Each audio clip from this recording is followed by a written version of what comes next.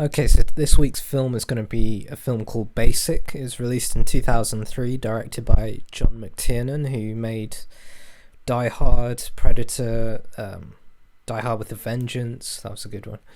And The Hunt for Red October. His sort of skills in a lot of action and a lot of suspense, and just really good characterization. And in this film is the film where this film is the film that is the film where Samuel L. Jackson and John Travolta teamed up again after Pulp Fiction. This is almost like 10 years later.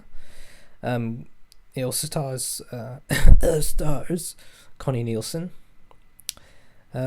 Basically, I'll just quickly go over the plot. Not really like to go into detail about the plot because it's described better somewhere else online, many different places. But basically, John Travolta, similar role to the General's daughter, is like some sort of maverick military investigator. Actually, I think it's DEA in this one, but basically he's investigating this sort of training mission that sort of went wrong, and Samuel L. Jackson is the sort of tough, strict drill sergeant who runs a team through the middle of this rainforest. So basically, a training mission that goes wrong. It's sort of set in the jungle at nighttime during the middle of a storm, and basically only two members of the team return back, and so it involves basically an investigation of what actually happened there, because they can't actually find the bodies or find out who survived and who hasn't, because there's a big hurricane going on and they just can't do it. This was John McTiernan's last film. He sort of got into some trouble with the law. Basically, the film has some of the hallmarks of him. It's set in the jungle, which sort of reminds me a little bit of Predator. And it's got some action hero type of actors in it, particularly John Travolta, Sam Jackson. So it's basically like the Japanese film Rashomon, where you basically hear different versions of the story of what went down somewhere in a forest.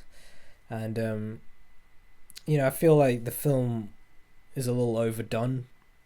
There's a lot of promise in this film. That's why I've chosen it, because I feel like there's actually a pretty solid thriller here, and it just gets sort of lost amongst, frankly, the directing. I think John McTiernan's really good at these sort of slow build sort of mysteries like Predator, and the way Predator takes a while before you actually see the Predator, and Die Hard, it takes its time introducing the terrorists and John McClane and even the building, and he's the master of like the slow setup. And this one just feels rushed. They get so into the plot so quickly, and then there's so many different versions, and it's sort of I think the big thing that critics sort of found was maybe the twist at the end really sort of. I think it works because I've seen it a couple times now, but it's just sort of one of those twists where it really divides people.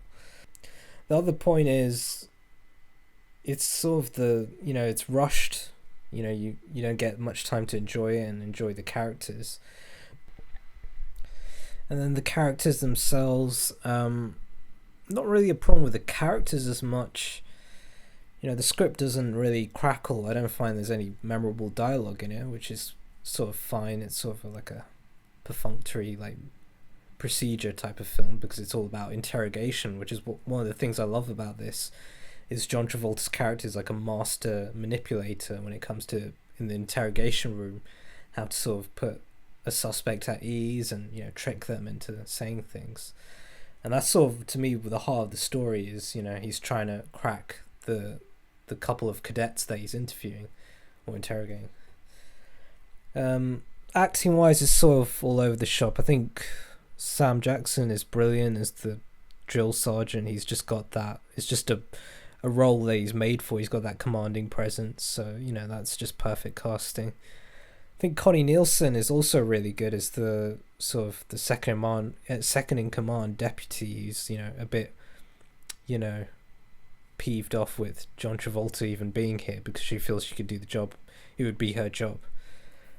But they've called in Travolta's character, and so she's a bit annoyed about that. The only thing I didn't like is the southern accent, which the actress is Danish, so this strong southern accent is really just distracting. It doesn't sound very natural, even though it's probably quite close to, a very good impression. But I don't know. I think it's too strong and overpowering, which sort of can't be said for a few of the other performances.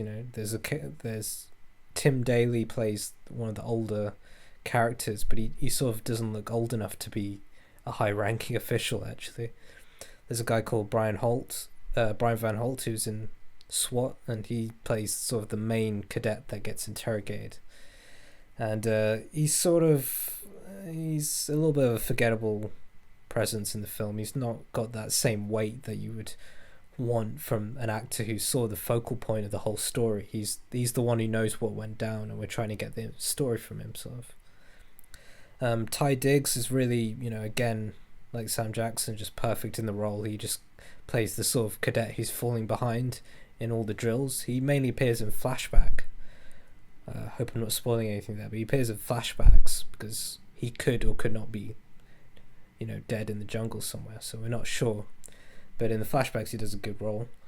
There's a few weird sort of performances. Nuno Gomez, he plays a female recruit, and Giovanni Ribisi.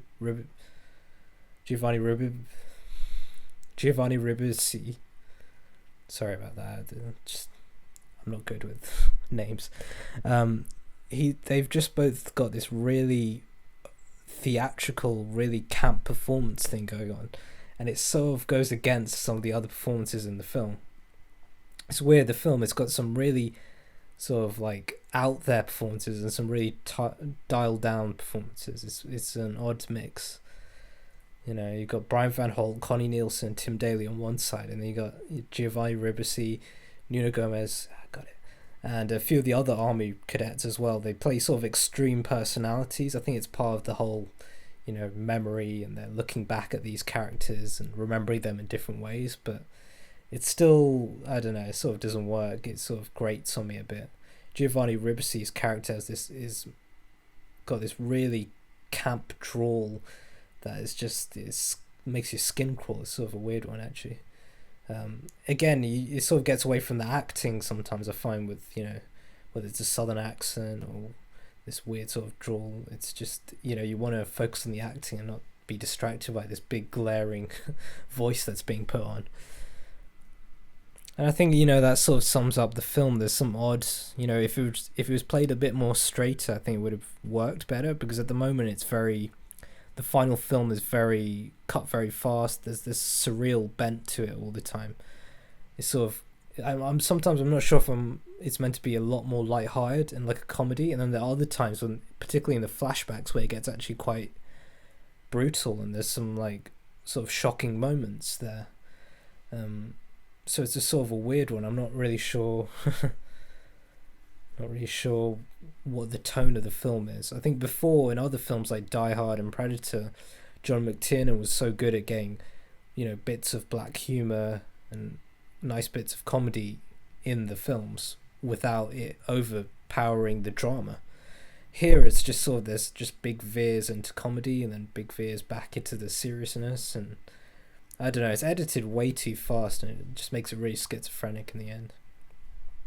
Overall, I like, visually I like it. It's got this CGI rain effect that I think sort of works, and I love films that are set during a storm, kind of like 12 Angry Men, because it sort of adds this added drama to it. I think it's called prophetic fallacy, where it just creates so much tension, and you can sort of feel the humidity. The whole film, it's raining outside, and that creates such a great backdrop.